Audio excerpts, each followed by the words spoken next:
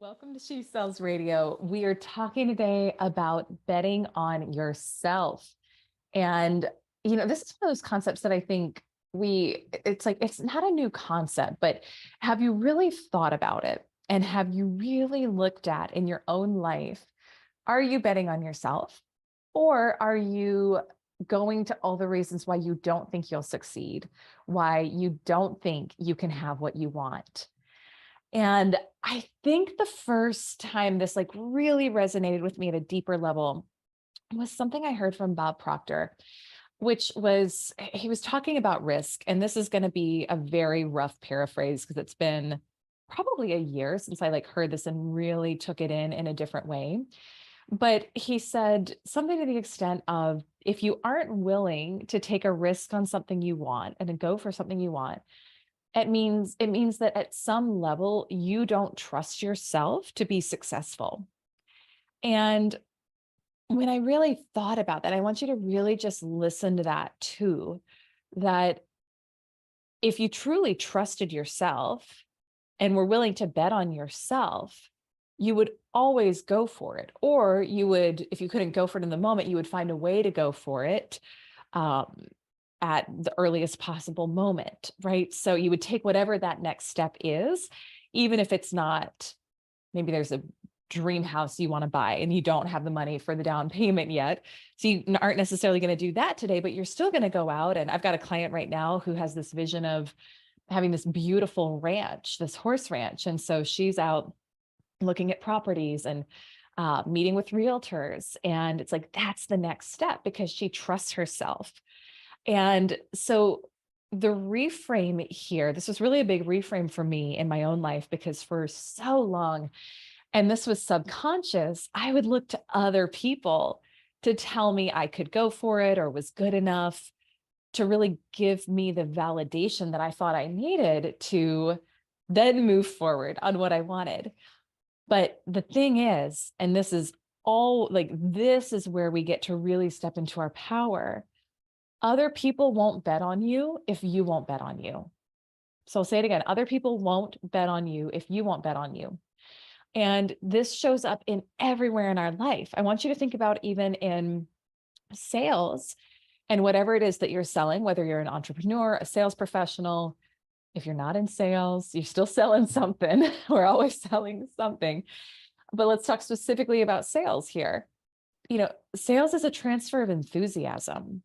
And especially if you're selling your own product or service, but also if you're selling for somebody else, if you don't have that full, like, I know this is going to change your life. I know this is so powerful. I know that you need this type of energy. Then how do you expect other people to feel that way about it and to want to move forward? So we have to really look at, are we all in on ourselves? Have we bet all in on ourselves? Do we fully trust ourselves to succeed? And when we do, when we make that decision, when we say, yes, I'm willing to bet on myself, that's when it gets exciting. I remember when I first left corporate and I was in my mid 20s and I had this, I was a top producer in corporate media sales. And I was comfortable, I was comfortable. I knew roughly what I was going to make every month. I could pay my bills. I had a nice house, had a nice car. And if you know any of my story beyond that, you also know that it's the same time simultaneously, I was really out of alignment in a lot of different areas of life. So struggling with relationship issues, health issues, self-esteem issues. And it reached a point, and it also within the work environment, there's a lot of toxic stuff going on. And I finally said, I got to make a lot of big changes in my life. And I did make a lot of big changes all around the same time. I left my relationship. I started getting help for the eating disorder I was struggling with. I left the corporate job. And when I left my corporate job, I didn't have the, people say like, have a runway. I didn't have much of a runway. I think I had a couple months.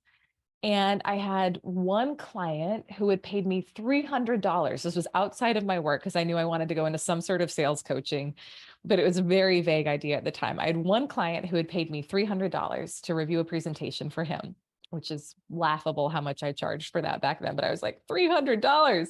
I made it myself. Whatever it is, our first dollar, it's always the most exciting dollar, right? And he had paid me that. And I said, proof of concept, I can make money outside of my business. And I quit. And I was like, I'm out.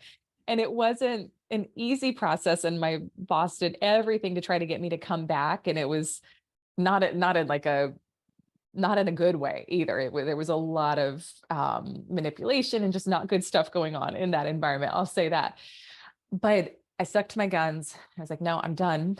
And it was that process of betting on myself that very shortly thereafter, I had to bet on myself first.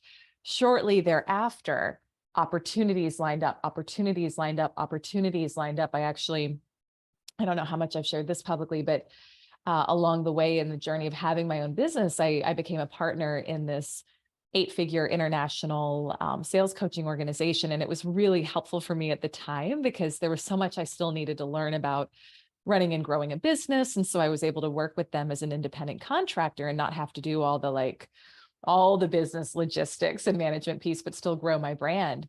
But the way that came about, there was someone I followed who had a big podcast, and I knew that he was one of the founders of the company. And I reached out to him and his wife, who was also involved in the company, and basically pitched myself. And it was, the guy's a New York Times bestselling author, like big name. I mean, amazing individual. They're still dear friends to this day. But I bet on myself enough to say, I've been listening to this guy's podcast for years. It's helped me through a lot of stuff.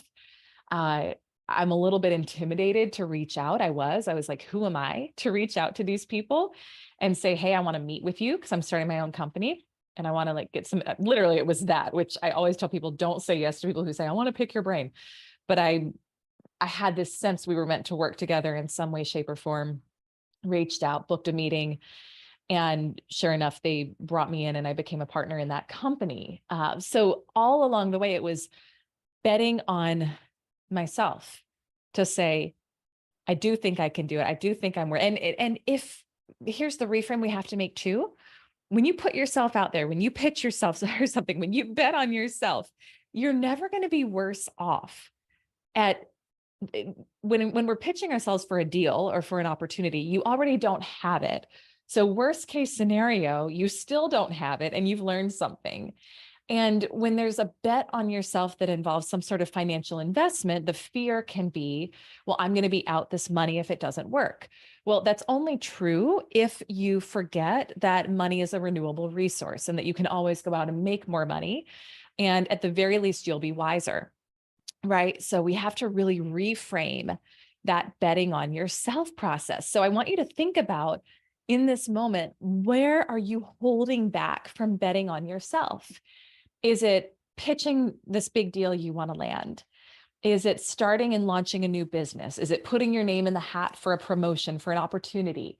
Is it making an investment that feels stretchy?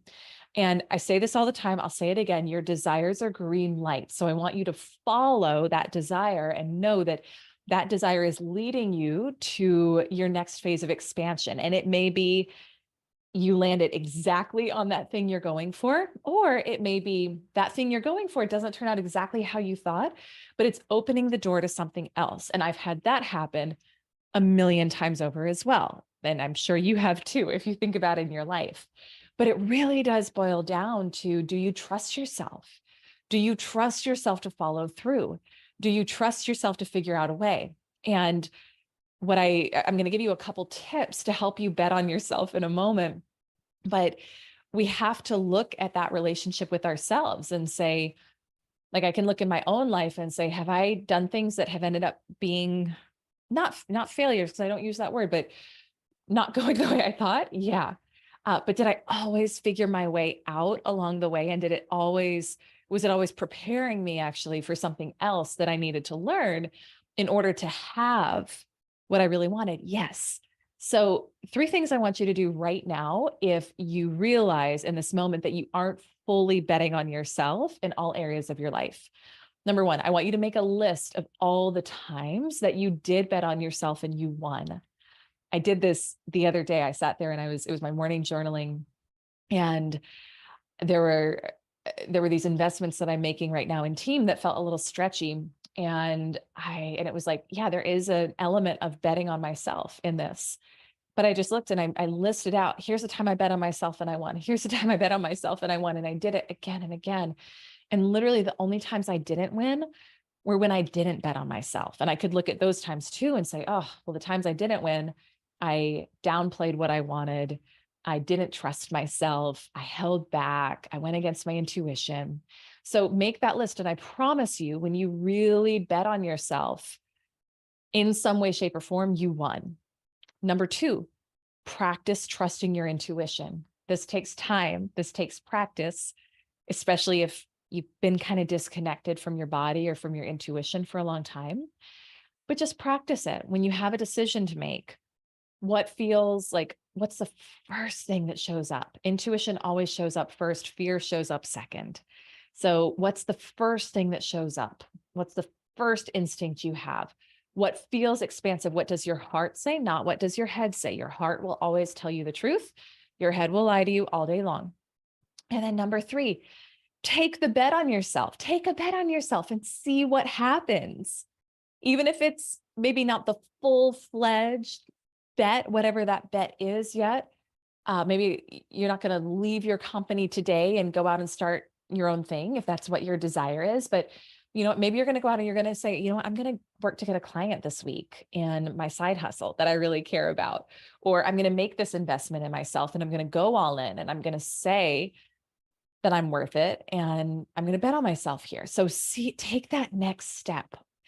And I want to just complete and close out here by sharing, I had this really, really great experience of watching a video from one of our new 50K club members who she's betting on herself and saying yes.